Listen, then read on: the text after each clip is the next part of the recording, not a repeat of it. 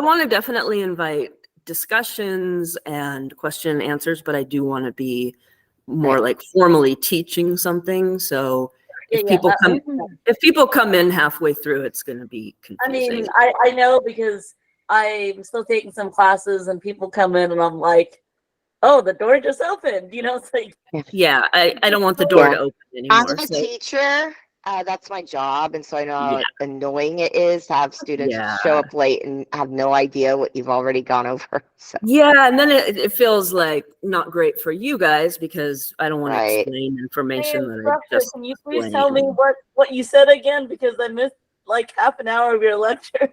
Yeah, I don't want any of that.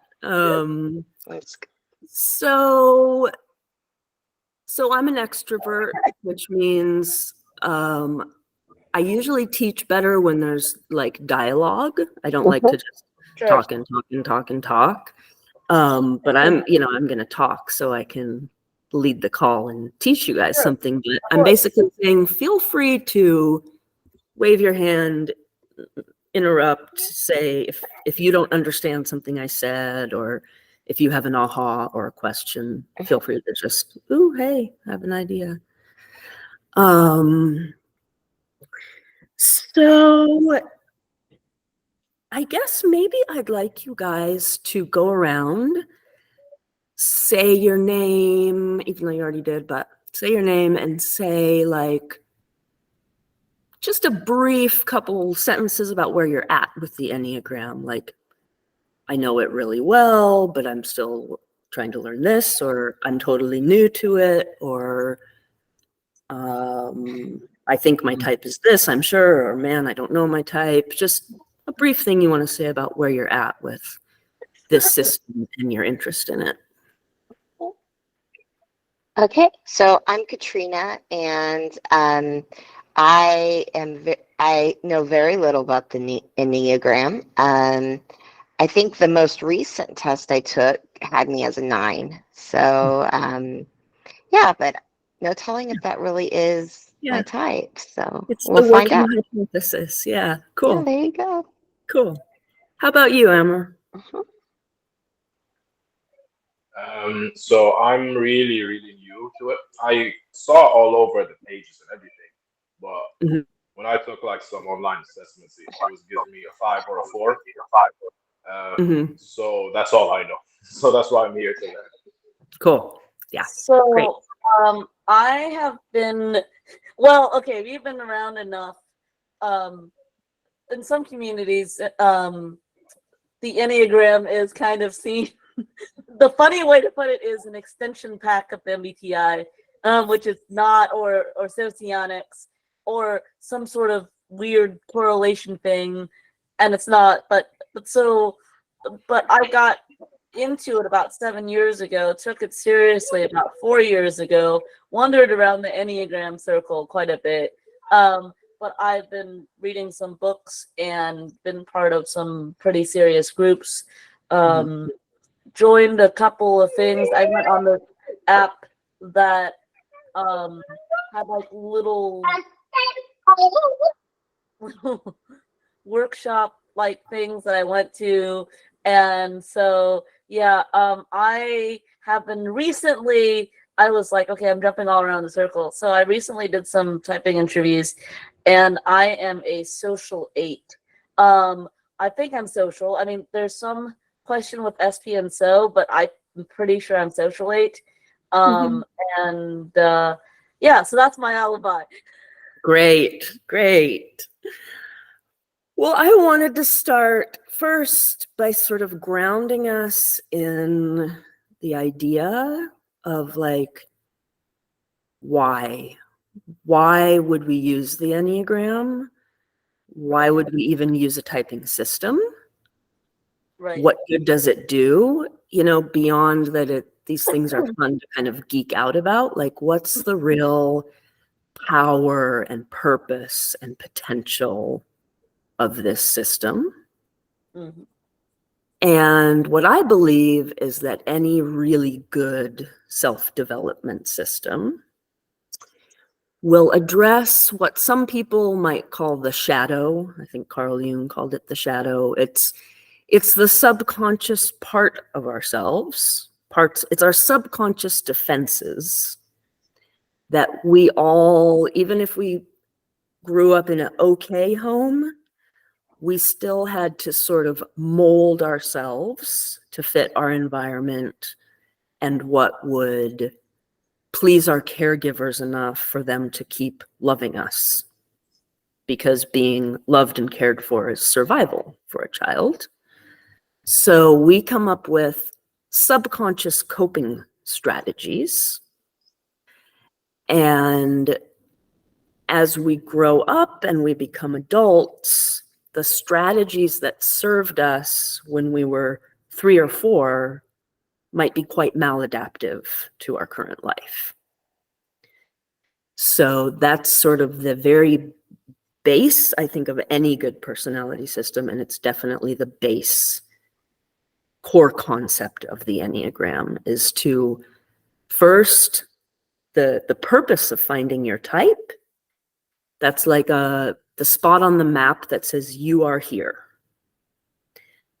And I think it was the spiritual philosopher Gurdjieff who said, the first step to getting out of prison is knowing you're in prison. So your type both tells you your strengths and about what your full potential could be, but it also it gives you a map, your particular prison. If you want to make a prison break, you got to first realize you're in prison and what the nature of your prison is. So that is why we would want, because when we start going to do the hard work of looking at what's buried in the subconscious, the old subconscious programming, it's not going to be the same for all of us, what we've stuffed down and what's unintegrated. And so the Enneagram decided to break it up into 9 basic sort of ego defense structures or prisons that we need to break out of. Does that fundamental explanation make sense to you guys?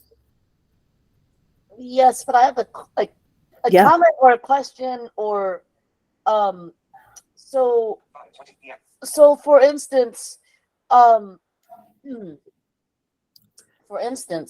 you, like, you're talking about pleasing your caregivers, which sometimes there is no pleasing. Could it be a way of coping, maybe even just with the any kind of coping, right. Sure. And I imagine you as an 8 are probably thinking like, well, my coping was to maybe say fuck you rather than pleasing, but that's still it's a type of coping, and it's like, yeah, that might have been like the right way for you to cope in that family. And maybe 8s as adults now are saying kind of fuck you to everybody all the time, even when they don't need to. I'm not letting that person in. It's too late. Sorry, person. So yeah, coping is maybe a better broad term for what I'm talking about, for sure. Anybody else have questions about that kind of fundamental thing I explained? Make sense? Cool. So then after we sort of see what's in there, and once we're aware of it, then we have choice if we want to keep doing it, because we've become aware of it. And like, sure, maybe you're an 8, you've learned to really say fuck you, stand up for yourself, but you become aware of when you're doing it, and you can ask yourself, is this the right best reaction for this situation, this moment, this person? Or would I like to choose something different based on kind of my updated programming? So there's the work of becoming aware of the old programming, and there's the work of updating it to the new programming. Now this is, I'm simplifying it, but I'm not exactly, it's simple but hard. This is our life's work. So these aren't just like boom, boom, boom, 5-step process, do it in a day, feel better. I'm talking about like a lifelong work. Does that make sense? Yeah. I think it sounds simple, right? Like it's Yeah. easier said than done. We can say, oh yeah, we can say things, right? And it sounds really simple and cool, Yeah. but in reality, it's not as simple. Right. Right. Yeah. It's maybe a somewhat simple concept, but it's not a easy practice. So that's why we have tools like the Enneagram to sort of guide us with this difficult life journey.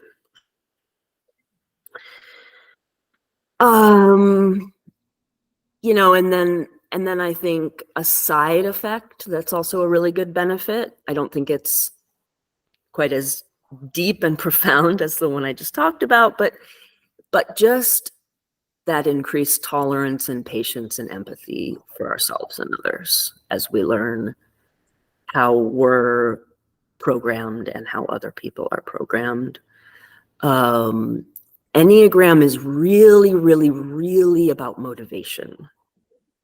I happen to think Enneagram is a very kind of FI system, if that makes sense. It's really into why people are motivated deeply to do what they do. Mhm.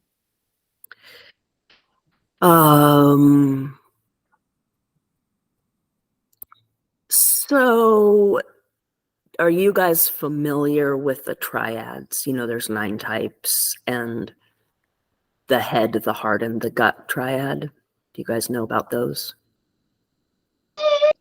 So I think like the first time I heard or somebody explained the triads to me was whenever we were on that group call. And Okay. I heard you. And I think it was just like you were talking about them. And Right. that was the first time because I thought you were always like one number and then a wing of some sort. So I don't really, I've heard people talk about it. I just don't know, Yeah. how they work. Okay. Well, I will go over that.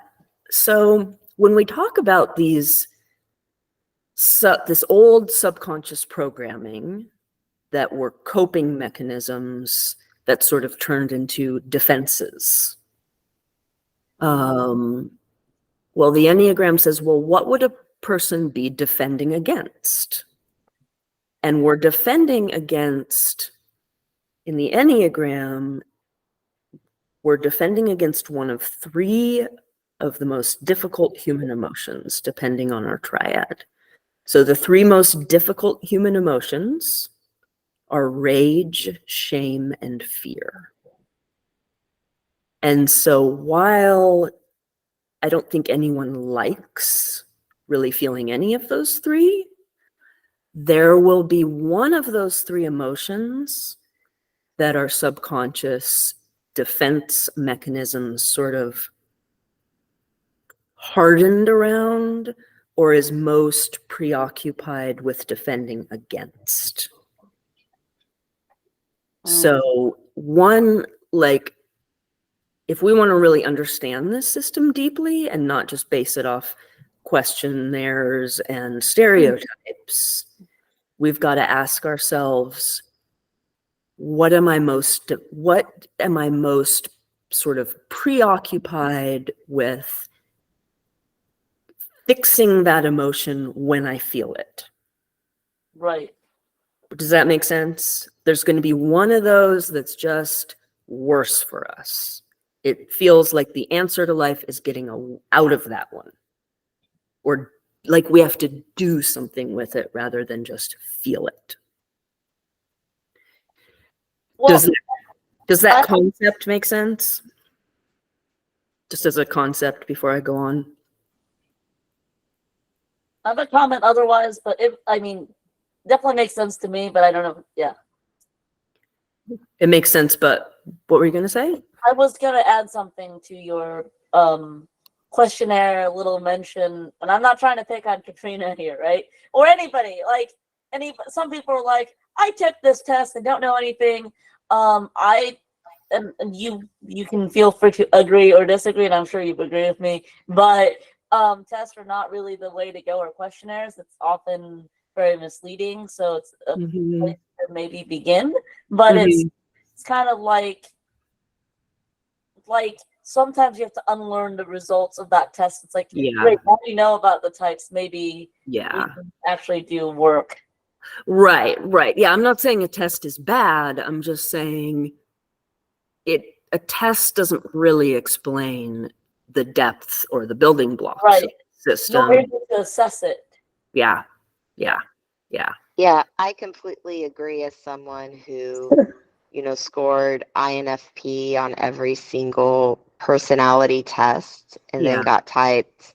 I mean, Yeah. I don't know what to call me an MBTI because I'm an introverted type, but SEI, so I know Yeah. what it's like to kind of have your world rug pulled out from under you from a test that had you Yeah. believing one thing. Yeah. Yeah.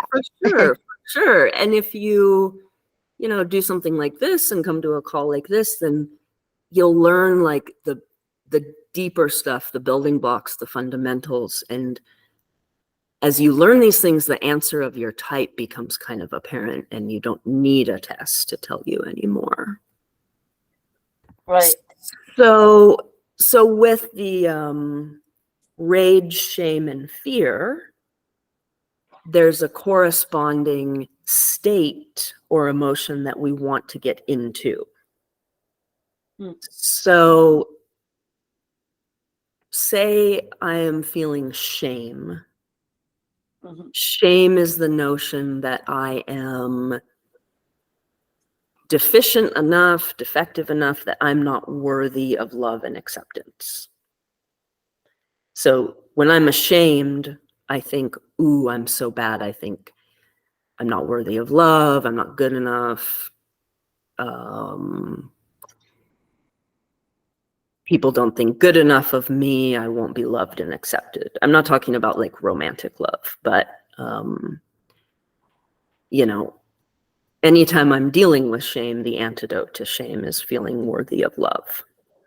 So the people who are defended against shame and crave love and acceptance, we put them in the heart triad. And the other day I heard somebody saying, oh, people in the heart triad lead with the heart. That's not true. It doesn't mean they're emotional. It doesn't mean their hearts are super. Could be, but it doesn't necessarily. Yeah. So, What did you say? I said could be, but It could be. Right. It could not be. necessarily. Yeah. So I Yeah. agree. Yeah. It doesn't mean it's not, but what Right. it means is that these people are most defended against shame and therefore most crave love and acceptance as an antidote. That's what it means to be in the heart triad. And the types in the heart triad are 2, 3, and 4. So then we can move on to the fear triad.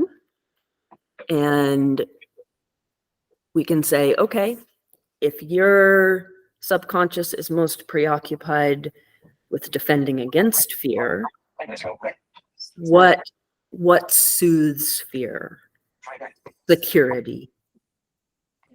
And security is something that I can't go to the past to get. Security is something I'm looking to the future to get. And these people are said to be in the head triad because it takes a sort of mental planning to work on security. Would you also say it's certainty? Yes. I would say it's certainty is another great word for it. And I think that head types can kind of struggle because they don't really like to come to terms with the fact that not everything can be certain. That's hard for them. Yeah. They would like to have certainty where they're in situations where nobody could. So as I mentioned, we call them like future-oriented types. It doesn't mean the person is always thinking about the future. It means when they're defending against fear, they'll go to the future and thoughts of how to get secure, whether that's 5 minutes from now or 5 years from now. And what I didn't say about the heart triad was that when those people are in defense against shame, they'll often go a little bit into the past, because the past is where we get our story of who we are. And they're trying to be a good enough me, who I am.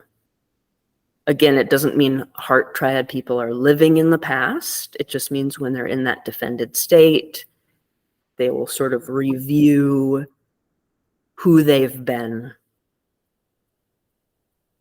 They're also called the identity triad because of that. Going to the past to remember and get their identity and think about it. Head triad going a little into the future to plan for security and certainty. That make sense so far? Emma, are you still there? Yes. Oh, good. I just zone in to concentrate. Okay, I don't cool. wanna speak. Since I can't see you or hear you, I'm like, is he with us? Okay, cool. I only hope mute you haven't mine been falling because off the I have my cliff or son in the something. background. So Yeah. Okay, so moving on to the final triad. Some people call it the gut triad. Some people call it the body triad or the instinctive triad. I think I usually say gut because it's easiest, shortest word to say. Yeah. And so these people, when they feel rage or anger, that's the thing they feel like they have to do something with. Mhm. Now, remember, all emotions are good and they're telling us we should do something. The emotion itself isn't bad, but it's that preoccupation with trying to kind of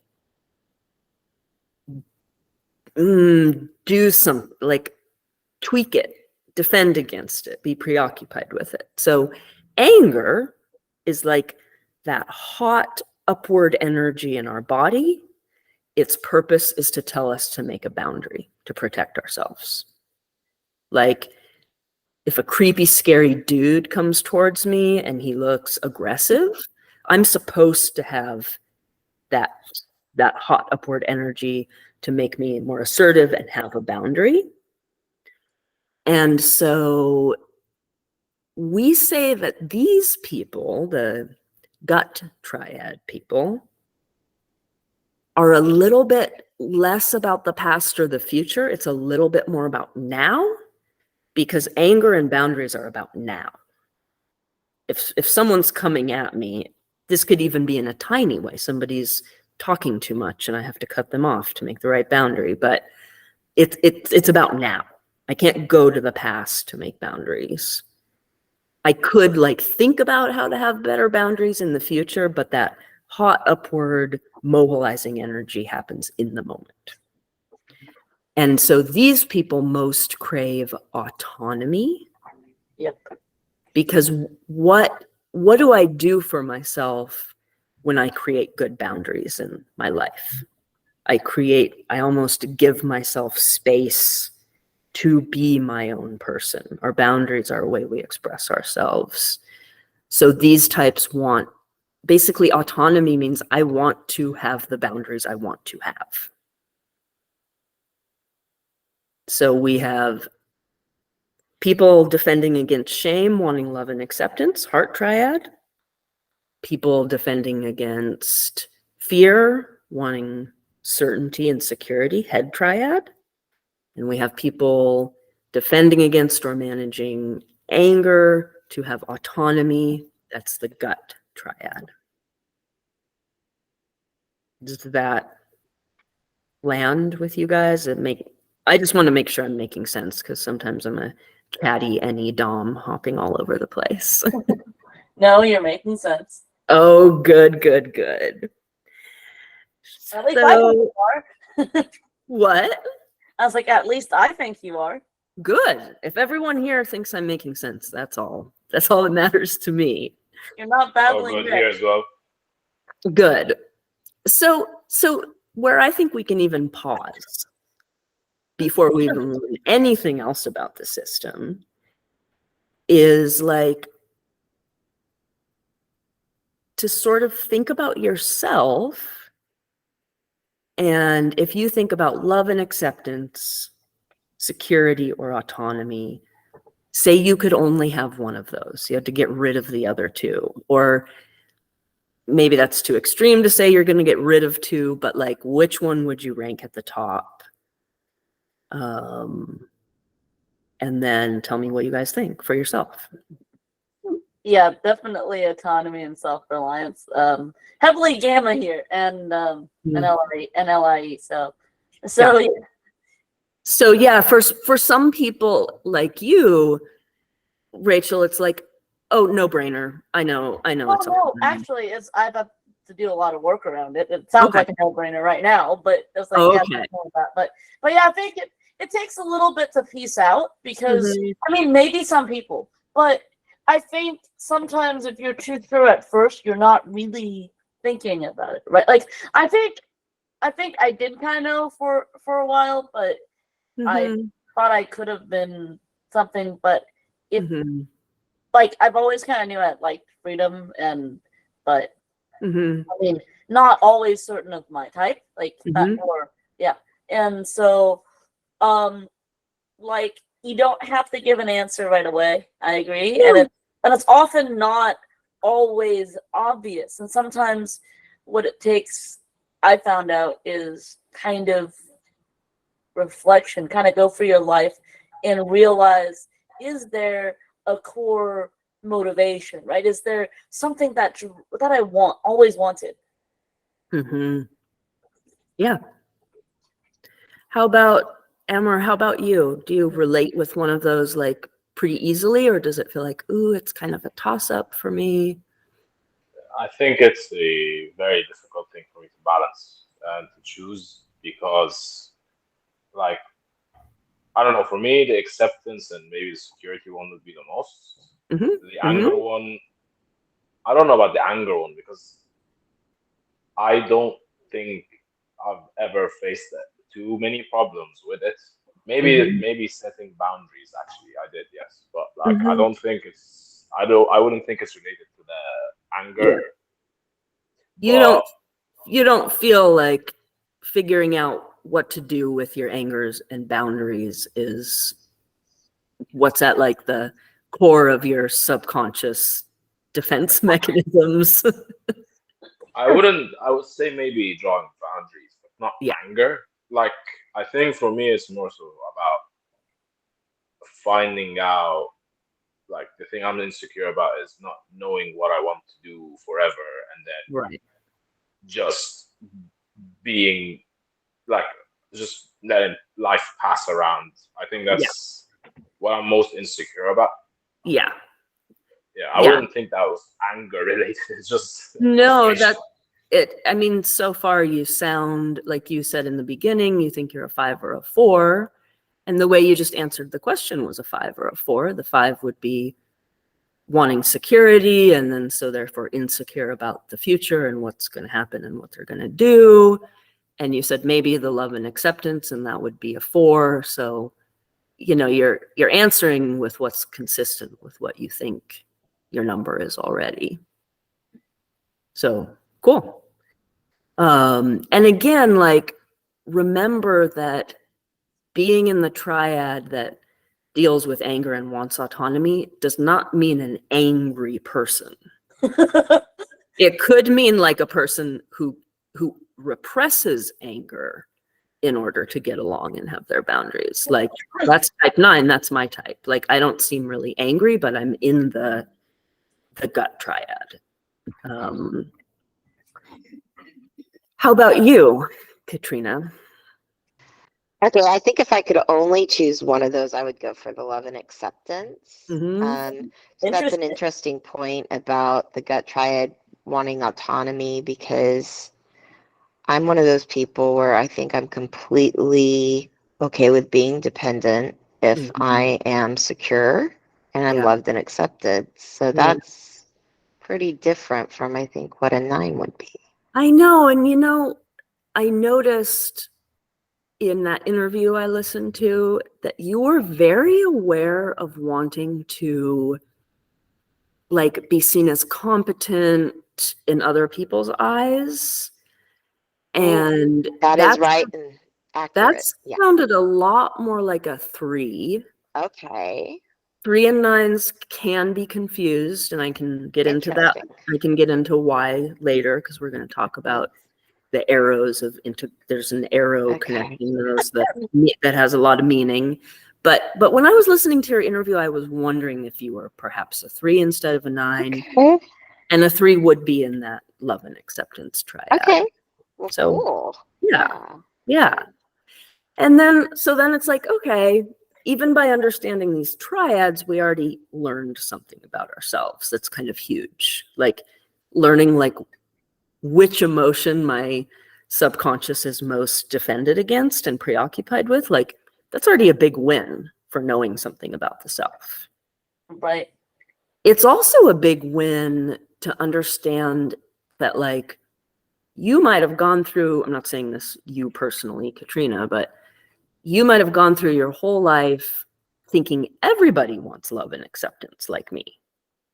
And so you might treat everybody that way, or you might not understand it when they're trying to get an autonomy need or security need met. It might seem like those needs are a little trivial or confusing or something. So already we understand something about ourselves, and now we're able to say, and other people are different, and maybe I can empathize with them a little more because their core need is different than mine.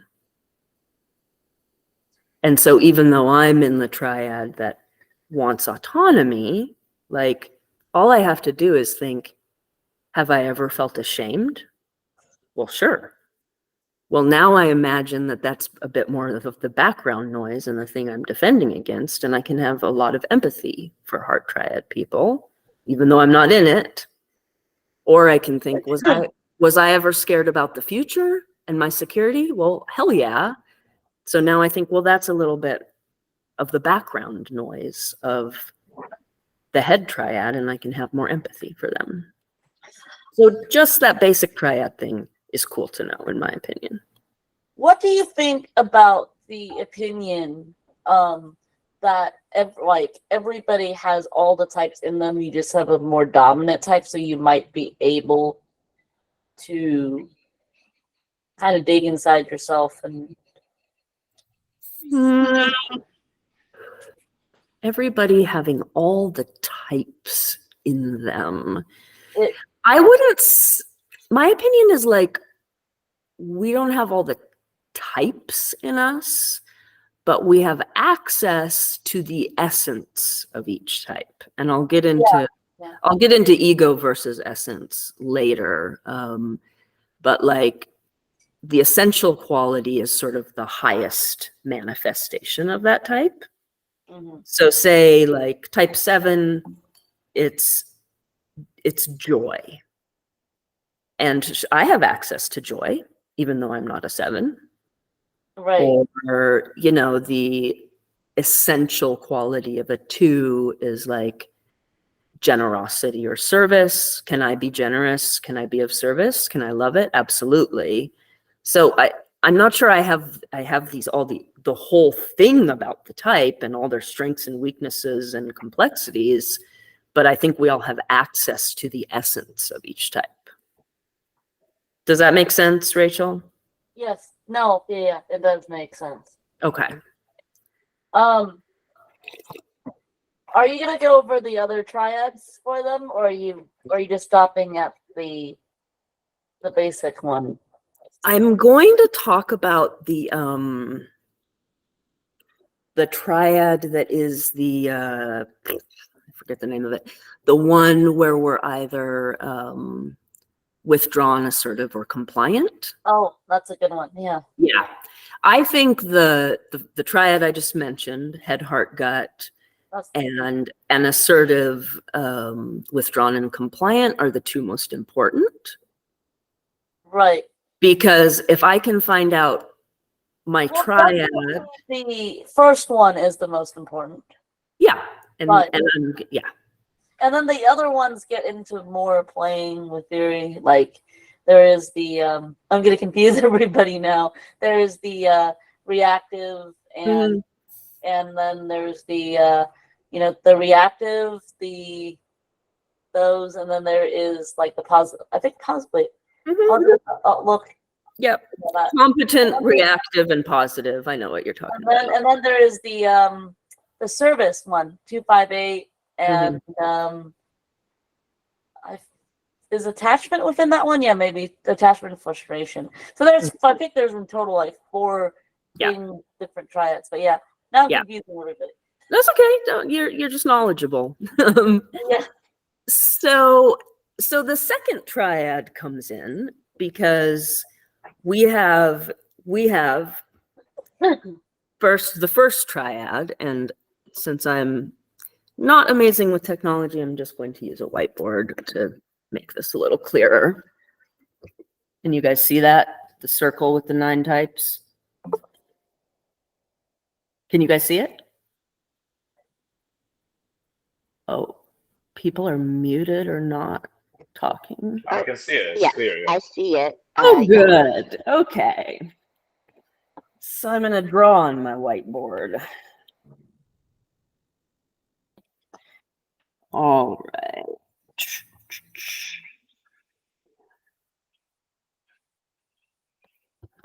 So these are the triads I just explained. Gut, heart, and head. And so you can see there's 3 in each. And they all have, the things in common I just explained. But then how do you differentiate each number? And that's by something I've called it like the ego movement. That's my name for it.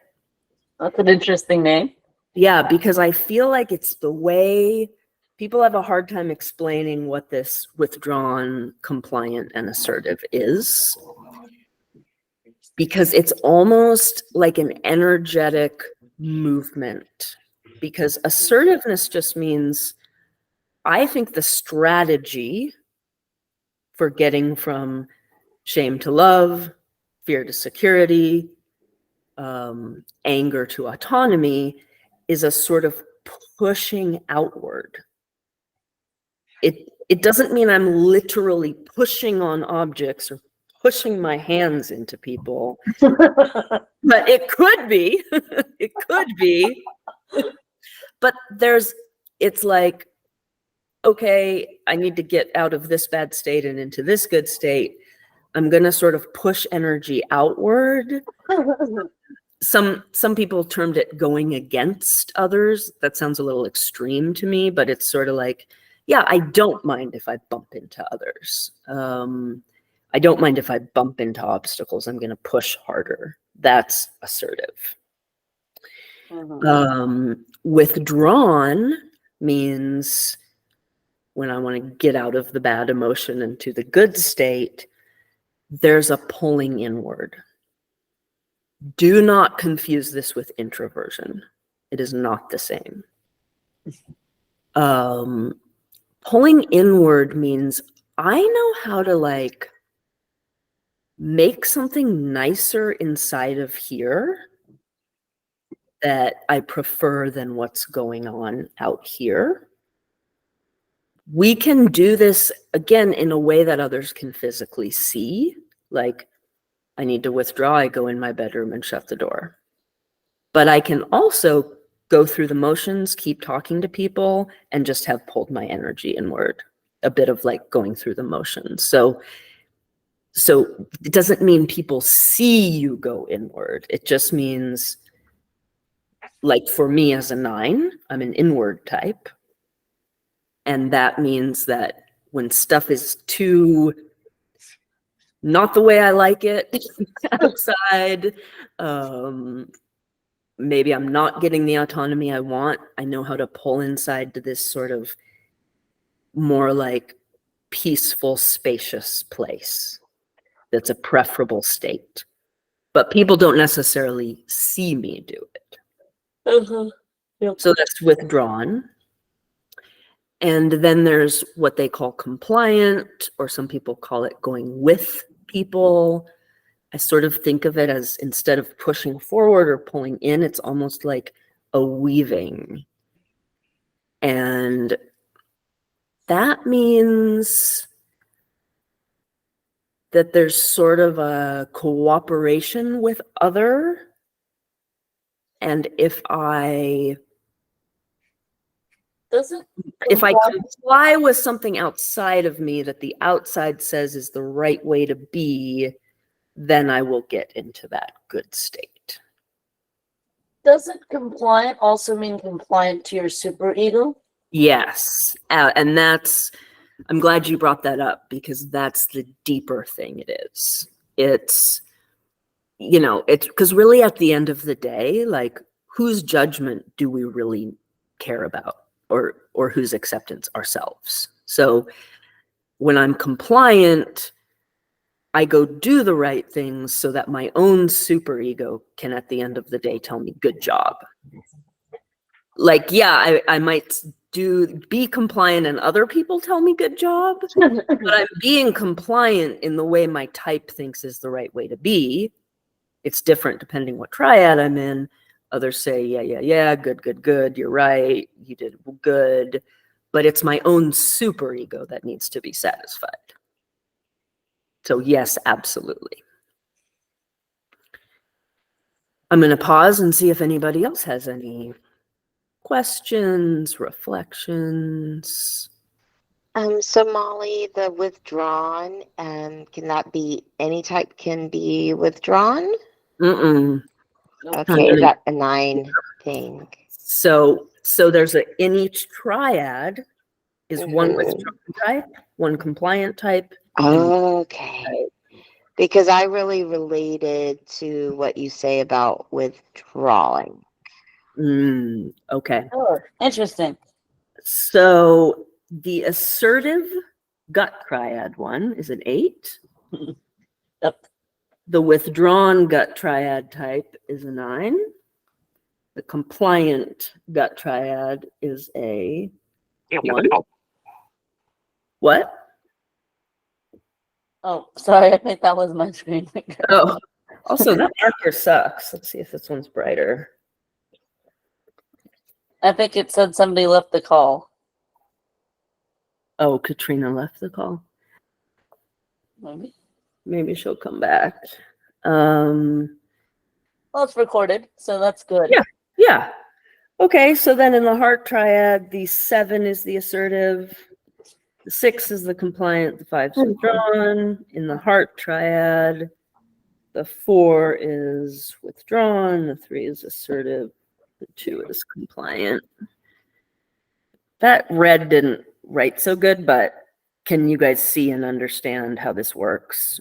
One of each movement, each ego movement in each triad. That's really interesting. Yeah. From what I'm seeing here is that, say in my case, let's assume I'm a 5 wing 4, right? Yeah. That means between the head and the heart, they're both withdrawn. How would that manifest? So, and I'm just going to fill Katrina in really quick. Sorry, guys. That's okay. No problem. I just wrote how there's a withdrawn, assertive, and compliant in each. Okay. And then Emma is asking, so if I'm a 5 wing 4, how would that work? And so what it means is that you would be a double withdrawn type. And so that means like you can get you're double withdrawn. You're as withdrawn as it gets. But then there's some balance in you because you have some access to the head and the heart triad. So you're kind of balanced between head and heart, but you're like doubled down on your movement. And then contrast that with someone like me. I'm a 9 with an 8 wing. So I'm just in the gut. I'm like double gut, but I have a withdrawn and an assertive side. I'm a double assertive. That made that E7. And you're an 8-wing-7, so you're double assertive, and you have some gut and head access. Correct. Yeah. So we're gonna see where we're kind of doubled up and where we're more balanced. The double withdrawn part is so funny because like Yeah. I know it doesn't relate, but like, when I took the Big Five assessment before, and one of the things that measures is withdrawal, Mm-hmm. or like my withdrawal was so high, it was ridiculous. Yeah. That makes sense, being a double withdrawn type. Yeah. So this is where, like, these combinations, like your ego movement, withdrawn, assertive, compliant, plus your triad just makes your type. So really, knowing your type is like a matter of two questions. What are you defending against and trying to get to? And what's your method of doing it? And if you know those two things, or if you can figure out those two things about anyone, you know the type. Does that make sense? It's like a three. Yeah. Katrina, you looked like maybe like not sure. So what is it we want, and then what is our method of getting it? Is that okay? Yeah. All right. So like 4 is one that I've also scored pretty high on. Yeah. Yep. So that would be the withdrawn heart type. Mm-hmm. And what that looks like is for 4s, when they are feeling shame and wish to feel love and acceptance, they pull in. And then it's worth looking at, like, what are they doing when they pull in? Because all the withdrawn types are doing it something different because they're different types. The 4 withdraws and does a couple things. One is focusing on a fantasy self. Mm-hmm. So like, I feel ashamed of what I did or who I am. I'm going to go inside and fantasize about who I wish I was. Mm-hmm. Mm-hmm. That gives me some relief from feeling ashamed when I fantasize about this, whatever, quote unquote, better person you want to be. And so if and if you have a 4-wing or 4 or 5, whatever, then yeah, you would do that too. The interesting thing about the 4 is that when they withdraw, they secretly would like somebody to come and pull them back out. That withdraw, other people, this is a big thing 4s need to learn, is that, like, when they go in and do that, they usually put off a vibe like, don't talk to me or don't engage. And then they end up getting hurt because people don't talk and engage. The other withdrawn types don't have this same desire for someone to come and pull them out to connect. Of course. Interesting. Because I also Go on, sorry. Oh, okay. Because I also, like, I do that. I do what you described with the 4. Was it with the 9 that you were talking about? If you're unhappy with how things are going around you, you can kind of, it's almost like you tune it out a bit. I do that as well.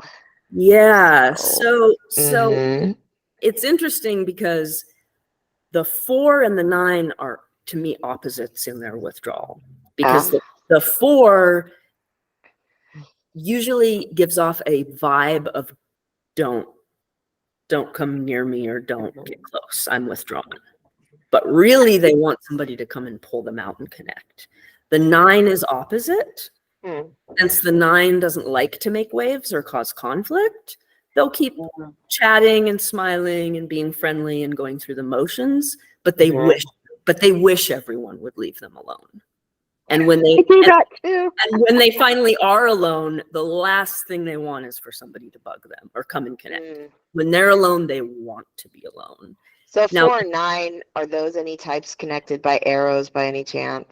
No. Oh, interesting. And that Okay. one we just have to figure out if you're one or the other. But Ah, okay.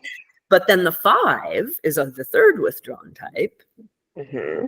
They are the most they're the most clear about it. They 5s will usually say, I want to be alone for the whole day and mean it. Mm, So like they're, for me personally, the 5s withdrawing is the most sort of clean.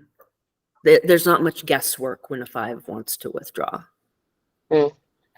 Emma, how does that land with you being a 5-4 person? I think to be withdrawn for me is a bit complicated. Like for me, if I see that there's a group of people worth talking to, Mm-hmm. then I wouldn't want to withdraw. But if I see that there's no one around me that is, let's say, as interested in me in things, or I find them a good company, then I just don't want to see anyone. It's Mm-hmm. like, I just want to be in my own space. Mm-hmm. I don't see that as a problem. Right. Personally. Right. Yeah, like that's the thing. 5s seem to think it's not really a problem to just want to be in their own space. 4s find it a problem because they're going inward, soothe themselves, but they kind of want to connect. 9s find it a problem because they don't want to piss anybody off by saying I'm leaving or I need to be alone, but they do. So That's really interesting because I didn't think about that about a 4. I was like, wait, is that only a 4 with the wanting to pull people? Because that's a really interesting thing to observe. Yeah. mm-hmm, mm-hmm. Yeah, I was like, my question was, is it just 4s that want people to pull them out? But yeah, okay. Well, 4 is the only, I mean, of the withdrawns, we're Right. just talking about 4, 5, and 9. But Right. the 5 and the 9 don't have the desire for love and acceptance. So Correct, yeah. so there's no, for a 4, there's a bit of a ambivalence. They kind of want to go inside, but they really still want the love and acceptance. So they're a bit, when they go in, they're a bit torn.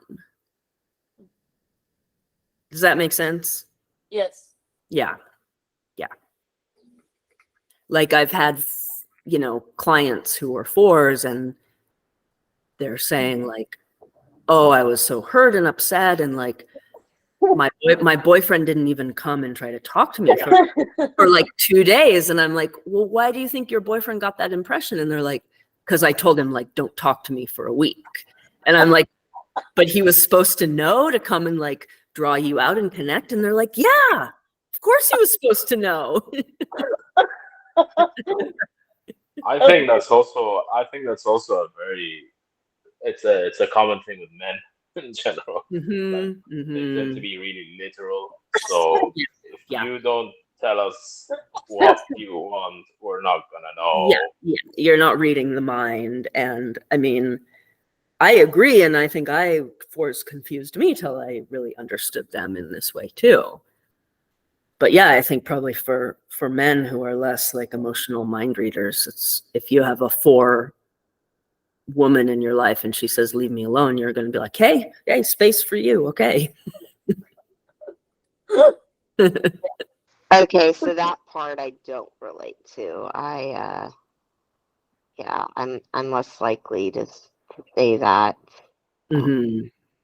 You might withdraw, but not verbally say leave me alone. Mm-hmm. Mm-hmm. Yeah, and a lot of 4s don't. A lot of 4s you can just tell they're withdrawn, and so other types will assume, oh, there's a withdrawn person, they want to be alone. But Katrina, it seemed like you did resonate with, even when you're in a withdrawal, you would like connection if somebody else comes and can bring that out of you or bring you out of it. I don't know, because it really depends on, because there has been moments sometimes where I do retreat because maybe what's around me isn't really my thing, or people, or Mm-hmm. so I don't know what to go with for that. Well, I think it's worth looking at. I mean, the big key about if you're a 4 is when you're withdrawing, are you focusing on a fantasy self as a Yes. coping mechanism? Okay, because Usually a fantasy. other types don't do that in the withdrawal. Yeah, just like, yeah. I'm Yeah. just somewhere else, like spaced out. I don't know, but maybe even, yeah, like I like to imagine myself as being, what if I was better than I was in some way, more impressive, more something, you know? Yeah, that's quite 4. Yeah. Like I withdraw too. I'm a withdrawn type 2, and I'm not doing that. I'm doing something totally different. I have a question. Yeah. I want to go backwards. Sorry, we're dragging. So I actually was thinking about the different types and what they want. And I want to go back to autonomy. Some people say the 5 also, that's a very key 5 thing as well. Like that's a different type of, I suppose, yeah. Well, I think that's true on a couple levels. One, as I said, the 5 tends to know, like what Amber was saying, like the 5 tends to know what their boundaries are and be able to express them a bit better in terms of how much time alone they need, what type of withdrawal they need. Like, so they, of course, they want to be able to have those boundaries, but the thing is, they're not preoccupied with them the way that a gut triad person, there's always a little glitchy feeling, or they're doing too much with boundaries or too little. Like, yeah, I mean, any type can want boundaries. And I think the 5 knows they need some boundaries to pull back, replenish their energy, prepare, all the things they do. The other reason that they say 5s want boundaries is because the arrow of integration for them is an 8. Right. Wants boundaries. And so if we've done, well, really, if we've done personal work or not, we know on some level that number that represents our point of integration, it's also called the heart point. Some people compare it to the inner child. Like the 5 has a very tough, boundaried, assertive inner child inside. Right. Right. Yeah. So maybe now, since we're talking about this, it's a good time to bring up the arrows of integration. Do you guys want to, are you guys, we can go longer and talk about that? I have a question about the other flavors. Is 8 the most obvious, or are they not? I mean, it's not like assertive types, or what is there? There's probably differences within assertive types too. Right. Or attachment types. I mean, I like to get below the surface of like, who's the most assertive, because we're not measuring, like we have 9 people in a room, and we see someone acting the most assertive. That doesn't really tell us anything. We have to talk to that person, and we have to understand their motives for being assertive. Well, you're saying that 5 was most clearly clear about being withdrawn. Is there such differences, or like the differences within the other, even with the totally. Yeah, I mean, you can for sure go with the arrows, but I think we can go back and highlight some of the other types just for yeah, absolutely. So yeah, different flavors of assertiveness for sure. I like that term, different flavors, rather than like ranking them who's most assertive. Right. And I'm not trying to so I liked you saying flavors. Okay, so the 8 is most assertive, and I'm only trying to draw a correlation for clarity for you guys, not because I'm trying to correlate the systems. But think about a sort of SE assertiveness with an 8. Like they almost have a way that like they energetically puff up the body. They take up some space. Because actually what they're doing is being a bit overly assertive, preemptively assertive. Even before something's coming at them, they're sort of showing, don't fuck with me. So you'll find that their type of assertive being like big presence. There's a sort of a rugged toughness about their assertiveness. And often you'll see their assertiveness come out when like they're fighting for the underdog or the weak.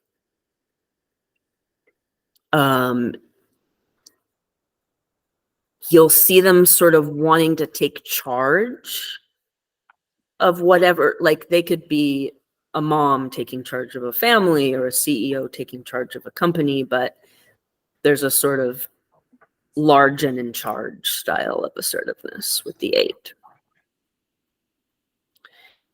With the 7, they're asserting their right for security. So what they will do is overdo it with security, with getting their needs met. They'll overdo it with getting their needs met to the point where like a 7 will, ooh, I want a new pair of shoes. I might as well get 10 pairs of shoes. Oh, I want, like my 7 friends are the people who we say we're going to like go to the movie or something. Great, that's fine with me. And they'll be like, oh my God, on the way, do you want to like stop by the crazy candy store and load up on all the candies because it's going to be better than the candies? And sure. And then they're like, do you want to like sneak some alcohol into the movie? And then I'm already like, okay, this is a lot. And then after the movie, they're like, oh my God, did you hear about the new club? Like, we've got to go. And then we're at the club and I want to go home. And they're like, no, we're going to dance all night. Like, their assertiveness is like this kind of, it can go into like a hedonism or just a like more for the sake of more, like overdoing it and getting their needs met. So that's a little bit of a different flavor of assertiveness. And then interesting that it's all kind of in the name of security, and it's really passionate. Yeah.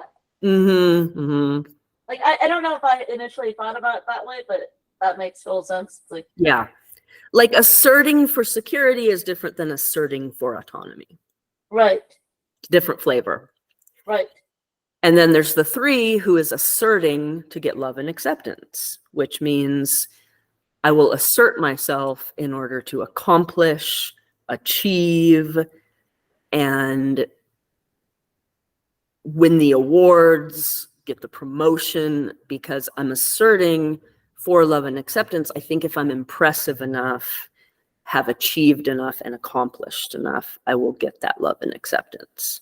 So asserting for love and acceptance is one flavor, asserting for security is a second flavor, and asserting for autonomy is a third flavor.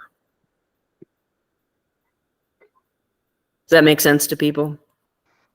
Yes, it does. So we're typically a wing of something. So is it typical? So if I'm a 4, I would be either a wing 3 or a 5.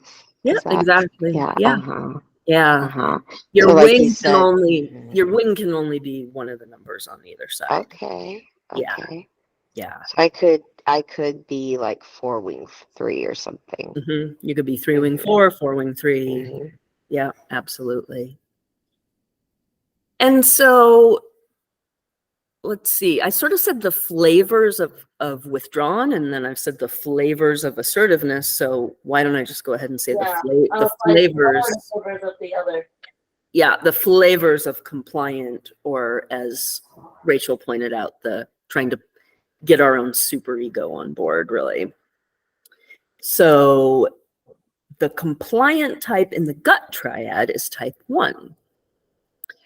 And they are trying to be compliant or please their superego because they want to express that hot upward energy of anger or boundaries, or sometimes what I call a divine no, like not a grumpy no, but like if you see a bully kicking a little kid, you feel this like, no, but it's in the name of love, like no in the name of love. And ones want to express that, but they've gotten the idea that to express anger, it must be morally justified. So you get a person who's trying to be as morally good as they can, so others can't get mad at them. And when they get mad, they can't just be mad. They can't just feel that hot upward energy and do something unless they have a kind of a moral, well thought out moral justification. And they will talk a lot about their moral justifications when they're angry. Why do you think that is? Usually because like nurture, because maybe they grew up in a family where they weren't allowed to get mad unless they had a morally good reason. They got that messaging, whether overtly or covertly. Mm-hmm. So it's very different than the 8. Like I have an 8 wing. And Right. when I do get mad, I think it's fine to just be mad. Right. I don't have to have I don't have to be in the right and make the other person wrong. You justify your reason why you're mad. It's like, why do I need to do that? Yeah. Yeah, I just don't need to because I don't have that. But 1s and 8s will have this kind of more clear, fast, quick temper. Like you make an 8 mad and they're like, yo man, fuck off, get away. Like I'll punch you or whatever. Ones have this like kind of this smoldering righteous anger. So like, yeah, you did that to me. That is not morally acceptable. You were wrong for this and this and this reason. And I have the right to be mad at you because I'm a principled person. I did the moral thing. right. And as an 8, like, and even I think somebody points it out as a 1 thing, but I think it's an 8 thing. On Facebook, I have 0 like problem with saying I have a problem and I'm angry, and I'm like, here is the world and go away, right? Like, just leave me alone. But a 1 might be more reserved in their post, perhaps, and it's very quick. Like, yeah, okay, I will tell you what I think about today when I had to go talk to 5 people and nobody can give me an answer, right? And a 1 would maybe go, yeah, like they might hesitate and they might. Does that? Yeah. Well, yeah, I mean, I think that makes sense because the 8, when they're mad, they're not trying to get their superego's approval for that anger. And the 1, I mean, if a 1 made a post, their superego would have to approve of that post. So they might think it out a little bit more or write it in a way that pleases their superego. And if people don't know what I mean by superego, I mean the part of us that's like our inner parent that tells us like what's okay and what's not. The compliant types have a loud superego. Some people call the 1s an inner critic, correct? Yeah, I mean, that's a sort of a casual name for superego is inner critic, right? Right. Like, why are we ever criticizing ourselves? Why did our parents ever criticize us? To try and make us better people. Right. So some people have allowed what we call inner parent, inner judge, inner critic, aka superego. Some of us, like myself, have a very quiet or almost non-existent superego. So think of like 8 is like the id, that raw animal instinct. And 1 is like the superego. And our superego and id is the clash. Like superego wants to rein in that raw animal instinct. Superego says, if I go around doing shit based on just my raw animal instinct, I'm going to get in trouble with society. And then ego is in the middle, this thing that sort of tries to get our id needs met in a way that's acceptable to society. And based on our type, we'll be a little more in touch with id, ego, or superego. And so these compliant types have a loud inner critic or superego for sure. Do you think is most in touch with the id? 8. Oh, 8. Okay. And then the ego is... In some schools of thought, one of my favorite Enneagram authors, who I really recommend, Sandra Maitri. Oh, yeah. She wrote a book where she gave each type like a bigger psychological archetype, and she gave 8 the id. Right. Yeah.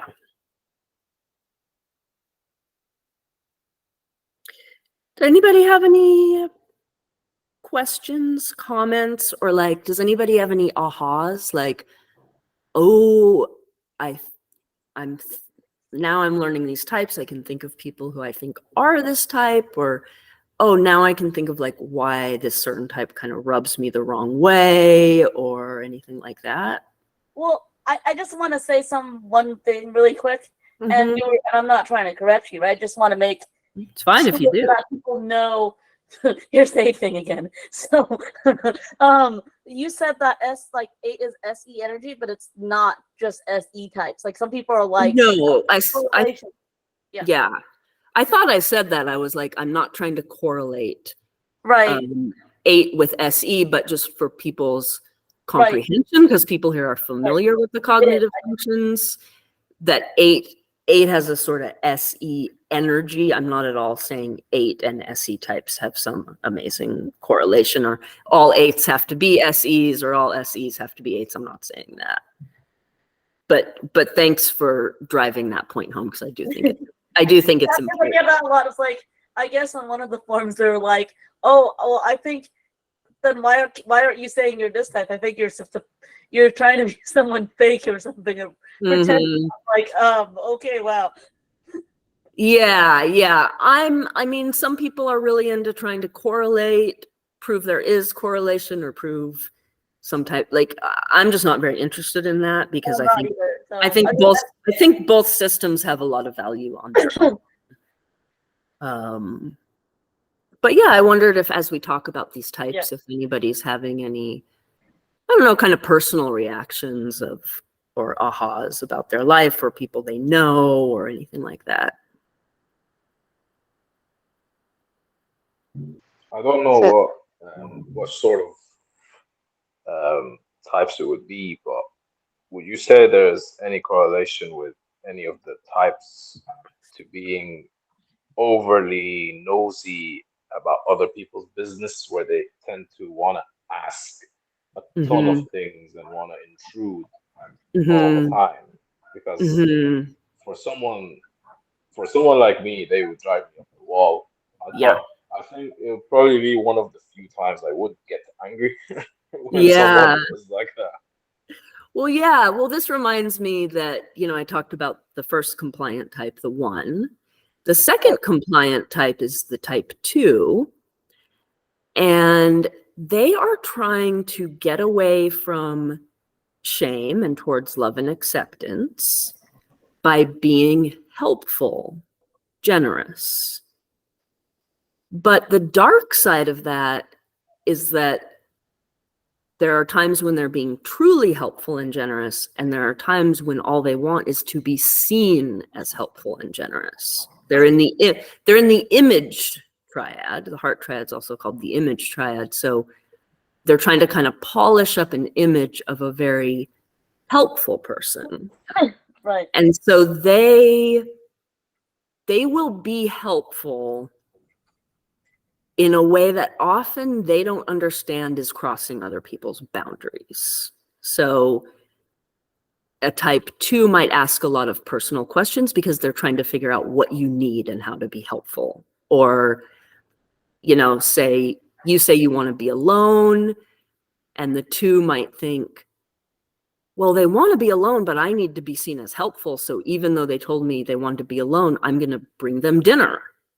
And go in their kitchen and often offer to cook them dinner because I need to be seen as helpful.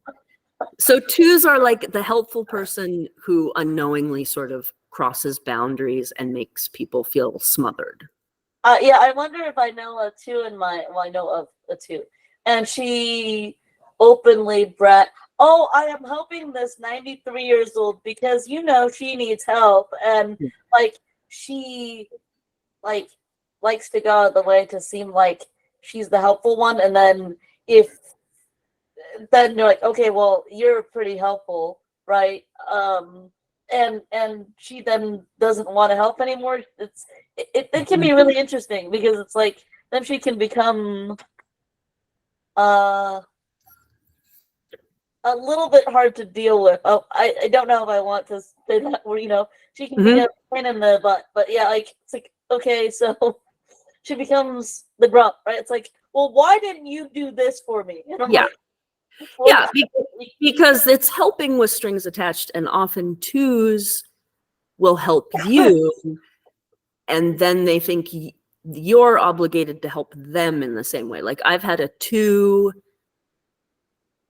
not all twos drive me crazy, but this person drove me crazy, do something like, she would hear I was sick. I wouldn't even tell her. And she would like bring me a soup or whatever. I didn't really want it, but whatever. And then a year later, like she's sick. And after she gets better, she's like, I can't believe you didn't bring me soup.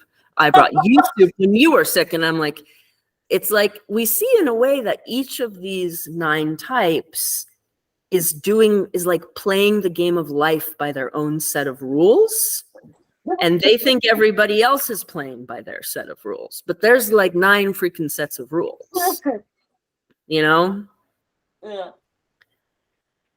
So I don't know if the types, Amber, that you're thinking of are twos, but the overly personal questions, overly helping kind of boundary crossing person reminded me of a 2.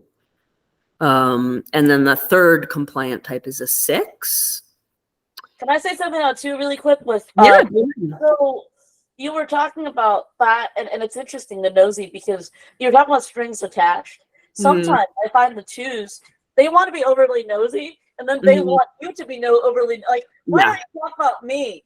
And I'm like, so she asked me, and I thought she was interested, but really what she wanted me to do was ask her about her. And then I realized later what that game was, and like then she was like, I think you're rude. And I'm like, oh, so you just want to talk about your, okay, I see. It's like, yeah, you start to figure out the game. You might not want to play it, but you're like, oh, I see what and I'm not saying this in a derogatory way. All of the types have these coping ways that, and I don't use the word manipulation in a pejorative way either. We all, quote unquote, manipulate to get what we want. And you're talking about the twos style.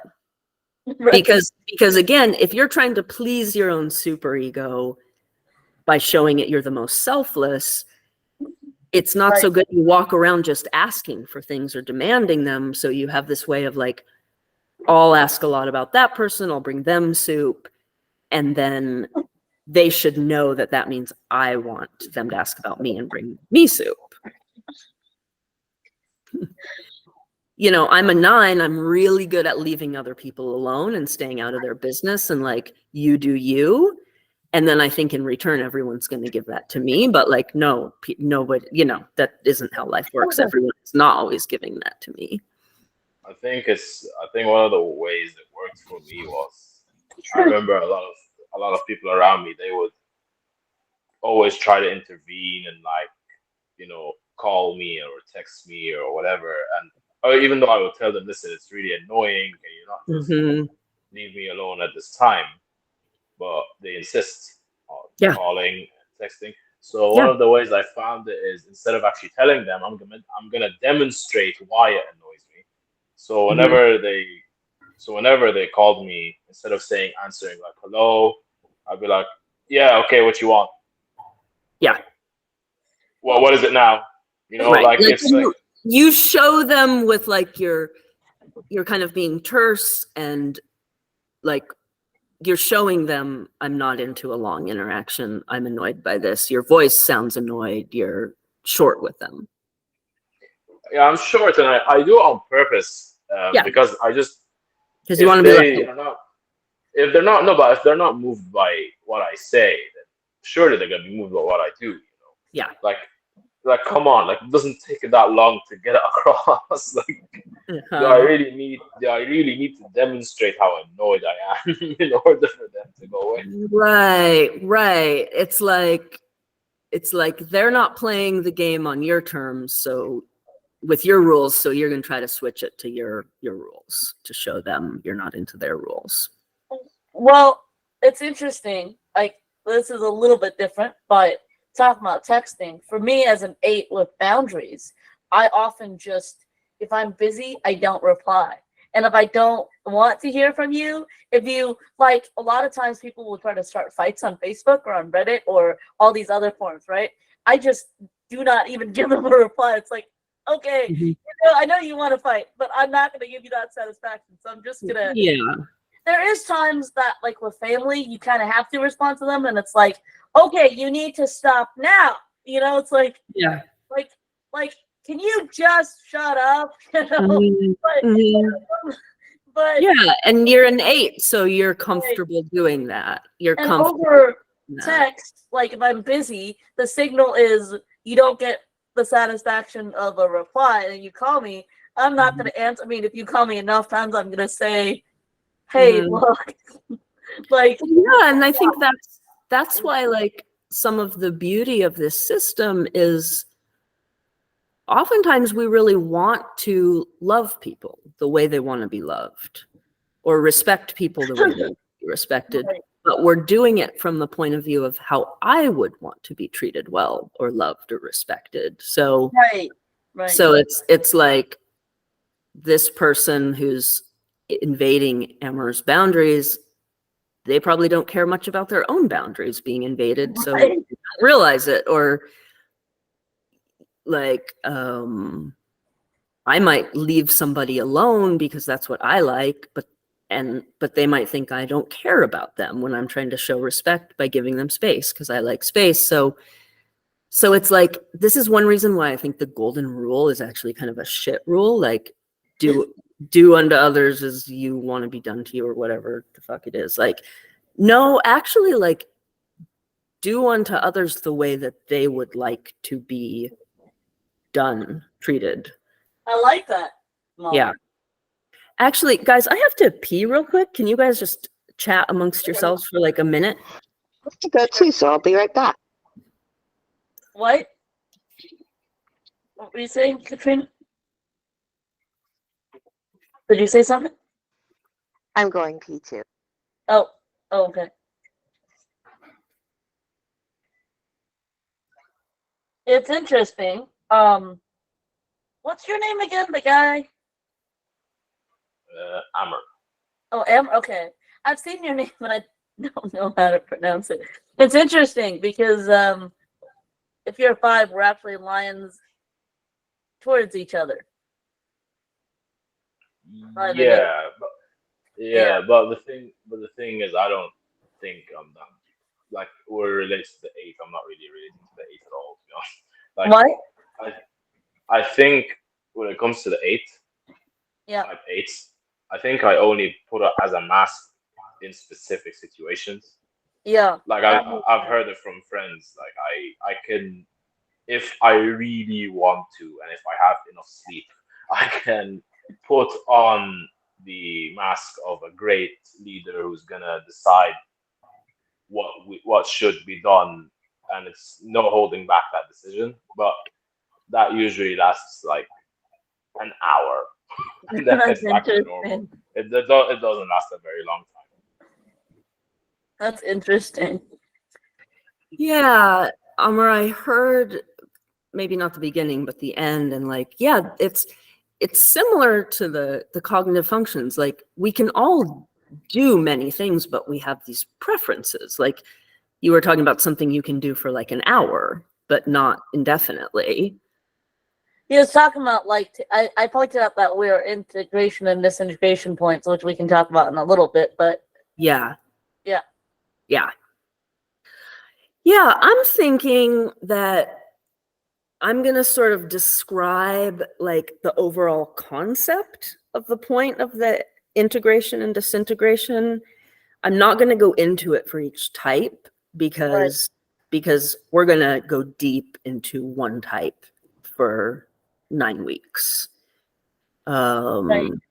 I'm going to wait until Katrina's back, and then I'll talk about those arrows. And then if you guys want to come to all 9, or Sounds fun. I'll put on Facebook which type we're doing. What where are you gonna put this recording?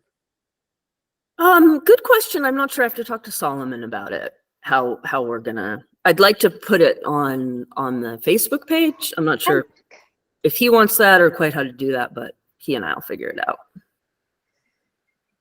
Well, how about people outside the group? How are they supposed to access it? I guess they could join the group, but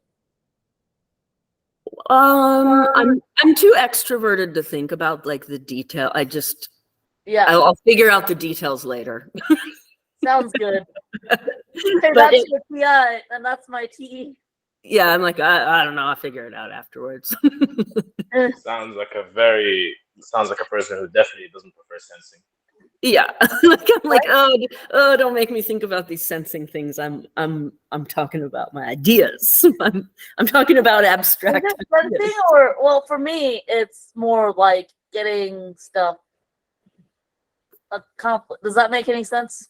Yeah, I would love to be more like that. It's just like, Yeah, for my type, when you ask me the sensory details, it's like pulls me out of the mode of, I've got any base and SI suggestive. So to switch from the abstract to the concrete is choppy for me, but I will figure out how to get the recording to the group and to anybody else who would like to see it. sounds good. Yeah. So arrows of integration and disintegration. So you'll hear about something called your arrow of integration when you study Enneagram. Some people have called it your heart point. That's just another term you may hear in the Enneagram world. And some people compare it to inner child work, which sounds sometimes a little woo-woo or feely or whatever, but all it's saying is that we have another number that's not our base number that represents the parts of us that got repressed the most since we developed what we had to develop to cope. That means we couldn't be our full self. I'll give the example. As a 9, I repressed the parts of myself that were a 3. Therefore, 3 is my arrow of integration. So that means a 9 is don't take up too much space, be low maintenance, go with the flow, let other people who are louder and bigger and whatever be in the spotlight and hang back. I have a question. Yeah, what is it? For some people, here's the theories again. Some people believe that this disintegration is one way, and some say you can. So these are no longer called integration, I mean, they are, right? But you can integrate and disintegrate both ways. You go to a 6 or a 3. I don't know if you like. I don't know. I'm not very into that. Like all these things that have come and complicated the Enneagram, like tri-type and having multiple arrows and stuff. Like I'm not saying it's wrong. I'm just saying, for me, without all these extra modern inventions, I could work on just being a healthy, self-actualized 9 my whole life. To me, that multiple arrows and tri-type and stuff seems to I don't know if it's more multiple arrows or Rust or whoever is just saying, oh, I don't know if this is true anymore. You can integrate either way. They're just arrows. Like, so I don't know. I mean, that's just different people's interpretations. Sure. And I encourage people to, like, if you like the Enneagram, go study it and study lots of different Enneagram thought and do the one that, like, I have, pretty strong TE too. Like, I just want it to work for people.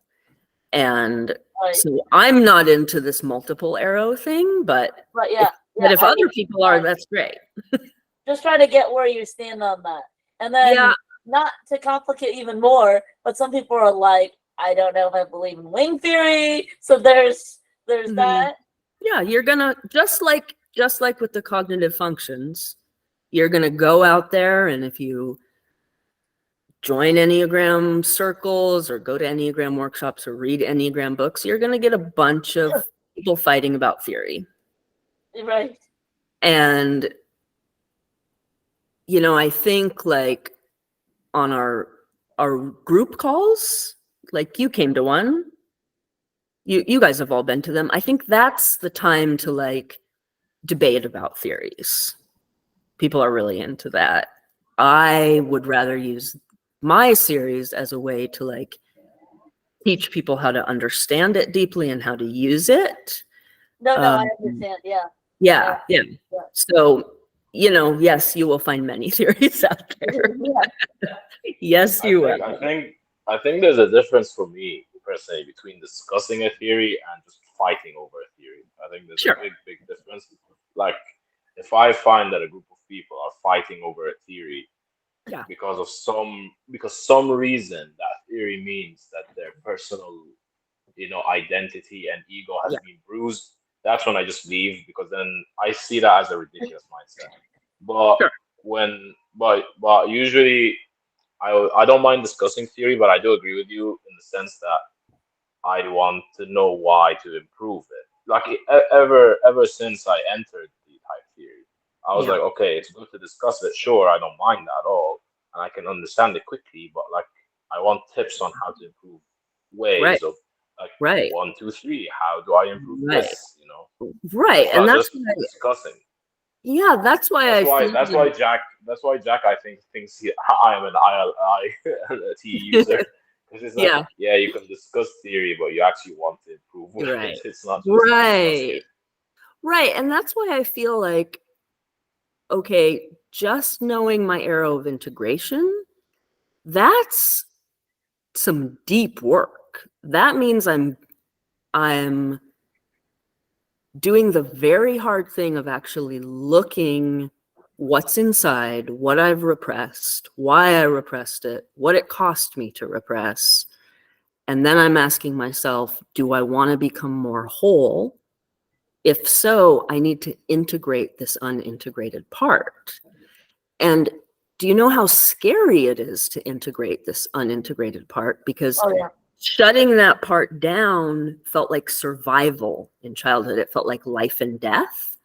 So it's actually very deep psychological work and personal development to welcome. It's almost like a taboo part of us that it feels like it will annihilate us. I can agree with that. I'm doing some work otherwise not for Enneagram, but it touches on my integration point. Yeah. And I think all good psychological work should do this. Well, this isn't really psychological work either. It's actually it's sort of, but it's like personal communications things.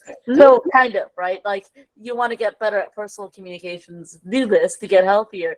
And one thing jumped out as me as, wow, this is my integration point. This is why I'm struggling. And I'm trying to write something about it because, for it. And it's like, I can't do this. This is... Yeah, it's really hard. Like, I was like, I can write papers. That's not the hard part. The emotional part is not easy. Right. Yeah. So I was sort of talking about my personal example of, since I took on these 9-ish qualities of don't take up too much space, don't be in the spotlight, kind of let other people do that, like almost a like playing small or low maintenance sort of a strategy. So what's 3 all about? 3 is all about like being the champion, the winner, the achiever. Like you're going to end up in the spotlight if you're those things. You're going to take up space. You're not going to be like stage crew. You're going to be spotlighted. And so that's a concrete personal example of why for a 9.3 is integration. I won't become whole until I allow myself to take up some more space and to achieve, even if that means I'm going to be in the spotlight. So I'm just giving you guys an example of what integration point really means.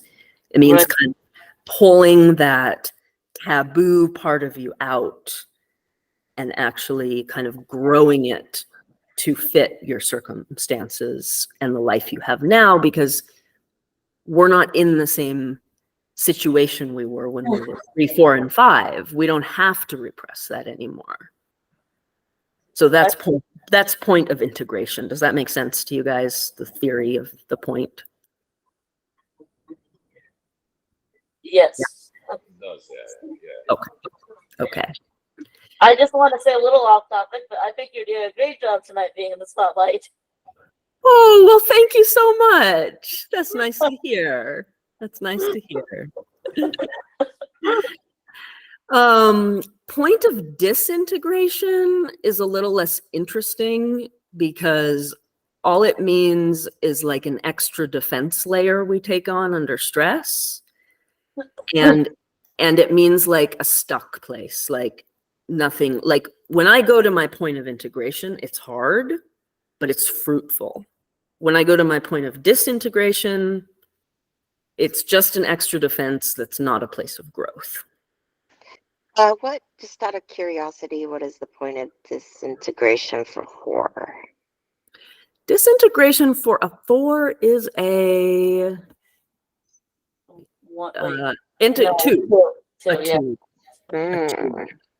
So that means what you said, disintegration, right? Mm-hmm. Yeah, 2. So that means like when we go to our point of disintegration, we lose what's good about our type. Mm. So for a 4, what's the essential good quality of a 4 is being like a unique individual, like knowing who you are as a unique individual. 2s have a very hard time knowing who they are as an individual outside of who they're relating to and who they're helping. Yeah. So in disintegration, the 4 that usually kind of knows who they are will get lost in like helper mode and kind of merge with others and just be of service to others and kind of not retain that unique individual knowing. Well, I don't think I ever really do that. But that's like an unhealthy response, huh? It's unhealthy. It could look like simply just giving too much time and energy to others, and not like 4s need to go inward. They usually have a bit of a creative streak. It can look like, I'll just use a very stereotypical example. There's a 4. They're a sculptor. They love to spend time in the sculpting studio. That's when they feel most in flow and like themselves. And under stress, maybe they get bogged down and all they do is like take care of their kids, their students, their husband, and their pets, and they stop making time for those more like deep inner passions that make them unique. What do you? Oh, were you gonna ask questions? Go on. I was about to say, oh dear, because it's been my life for like the past 9 years. Yeah. So, And yeah, like it can be circumstantial. It doesn't mean. I mean, it is like, circumstantial too, right. but like, yeah, I find when I was younger, before kids, a lot of things, my fulfillment came from like unique things about myself and like what I would do, and now it's like caregiver mode all the time. Right. it's like, well, the point of disintegration happens because we're put in a circumstance that's too much for us, or doesn't sort of mesh with our preferences. Sort of like being cut off from things that nourish your base function in socionics. Like it's sort of the same, like, point of disintegration. Like say I'm a 9 and I really like chill, and for some reason there's all these people having shitloads of drama around me. I'm gonna eventually sort of disintegrate because that's not how I'm wired. Wow. And 9 disintegrates to what? 6. Oh. And so what they're losing, so the 9's essential quality is like a true being at peace with everything. Like I'm at peace with the universe being exactly as it is right now. That's the sort of the deepest thing happening for a 9. Like, I'm fine with the dark, the light. I'm fine that I'm gonna die. I'm fine that the world's gonna explode. Like it's all like divinely okay with me. And so a 9 usually has a good amount of access to like trust or faith in the okayness of everything. And they disintegrate to 6. 6 has a really hard time trusting. And so a 9 sort of loses that chill, trusting, it's okay energy and becomes fearful and like frantic and untrusting like a 6. Okay, so I relate to the disintegrating into 6 part. So that sounds like me whenever I'm stressed. Yeah. Yeah, I mean, I don't know, like, if you want to have a call one-on-one with me, we could sort of discuss out. I mean, I've got another 9 weeks to learn about this, but I'm just kind of thinking through, like, this is all, we're going to dive in deeper, but What would you say the disintegration for 8 would look like to 5? I'm trying to figure that one out. Yeah, so I've seen that one. We have one for all of them, but I'm just... Yep. So think about how 8s are, they usually feel like pretty solid in their body. Right. And they feel that sort of instinctual, like, almost like I have an instinctual right to like assert myself, even just energetically. And when you're too taxed and that isn't working anymore, then an 8 will become more like a 5 and be more reclusive, get cut off from the body, be more in the head. 5s can struggle with paranoia. Usually 8s don't have a lot of paranoia because they're like, well, I can fucking deal with whatever comes my way. But when you resort to 5, all of a sudden you're a little more like, oh, is that person out to get me? Is that unsafe? Is that it's like going from that assertive pushing out to that sort of pulling in and disconnecting from gut instincts, and trying to sort of logically figure things out, but it's usually sort of a fear-based trying to figure things out. And it can be like a little reclusive, which is not as common for an 8 to be so reclusive. Do you relate with that?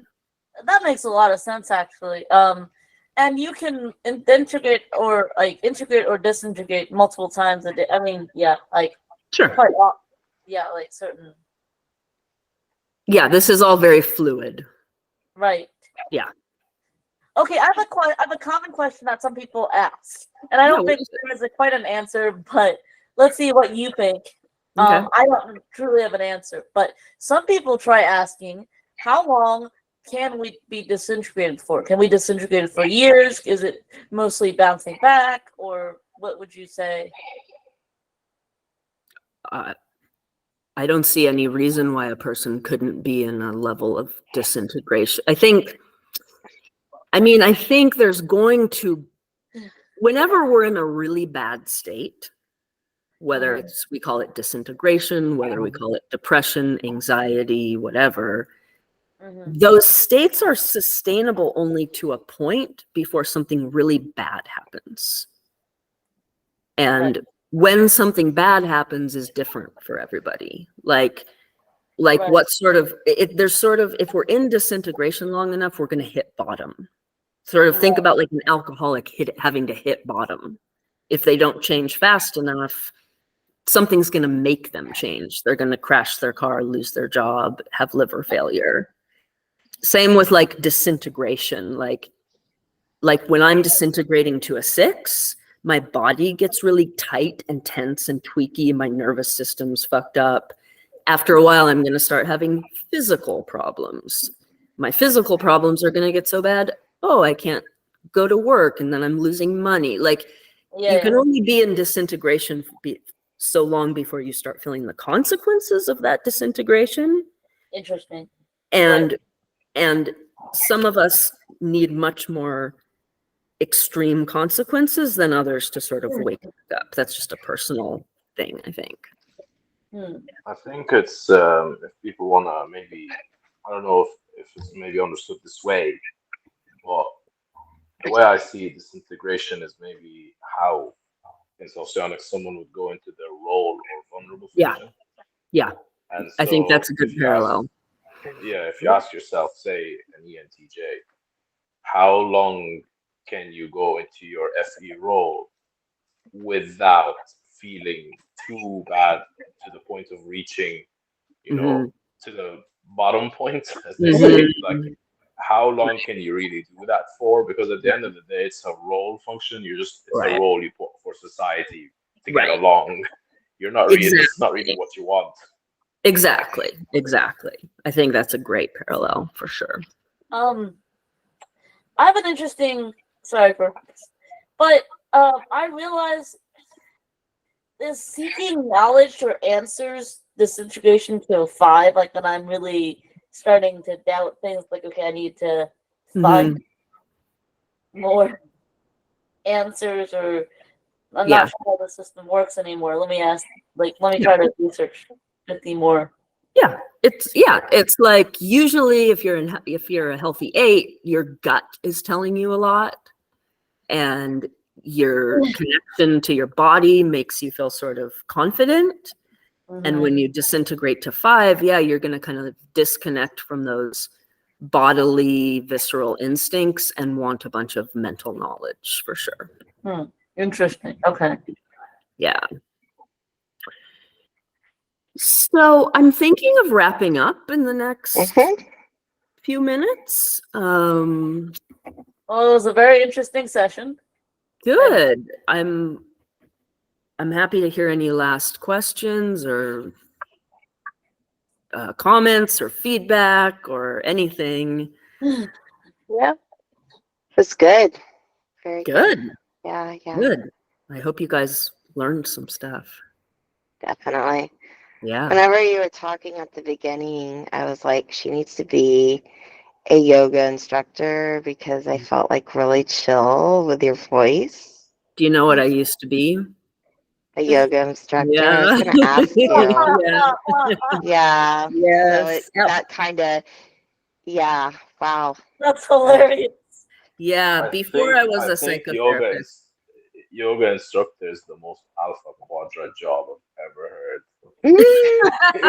Totally. It's the most alpha. It's so alpha. You're right. It's perfect. Yeah. Everyone, let's just calm down and chill. Just getting people calm. Yeah. Cool. I'm really happy you all showed up, and I will. I'm sorry it's so small. Oh, I like small. I mean, I think this is great. I think that more people will join. I told a friend, I think he tried to come late. Yeah. But maybe next time he'll be on time. Yeah, I saw like a person or two try to join pretty late, but I really hate letting people in. Yeah, late. I don't know if it was my friend or your friend, but somebody tried to join. Yeah. Yeah. So yeah. That's I okay. also killed a couple people. Yeah. Another 9. I think she's a 9.